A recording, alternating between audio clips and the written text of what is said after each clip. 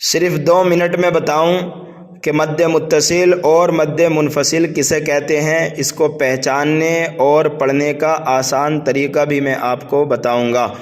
ابھی short video کے اندر آپ نے حروف مدہ اور کھڑی حرکات کا بیان پڑھا تھا، تو آپ سمجھ گئے کہ حروف مدہ 3 ہیں، الف، واو، یا، اور کھڑی حرکات بھی 3 ہیں، کھڑا زبر، کھڑی زیر، الٹا پیش۔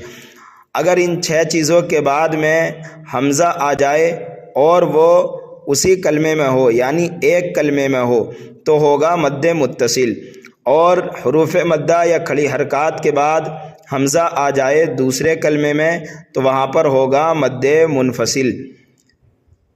یہاں پر دیکھیے حروف مدہ، الف کے بعد میں حمزہ اسی کلمے میں آ رہا ہے تو یہاں پر ہو رہا ہے مد متصل۔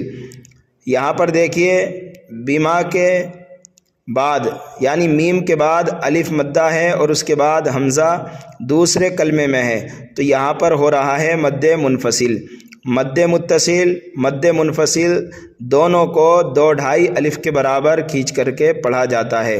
تو ہمیں پہلے دیکھنا ہے کہ حروف مدہ یا کھڑی حرکات کے بعد حمزہ ایک ہی کلمے میں ہے یا پھر دوسرے کلمے میں ہے۔ ایک کلمے میں ہے تو مد متصل، دوسرے کلمے میں ہے تو مد منفصل، اور جہاں پر مد متصل اور منفصل ہوتا ہے وہاں پر حروف مدہ یا کھڑی حرکات کے اوپر جو ہے ایک بڑا سا مد لکھا ہوا ہوتا ہے، اس کا مطلب ہوتا ہے کھینچ کر کے پڑھنا 2.5 الف کے برابر حرفوں کو۔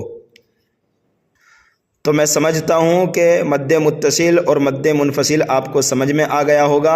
مد لازم اور مد لین لازم بھی آسان لفظوں میں آپ کو دوسری ویڈیو کے اندر سمجھاؤں گا۔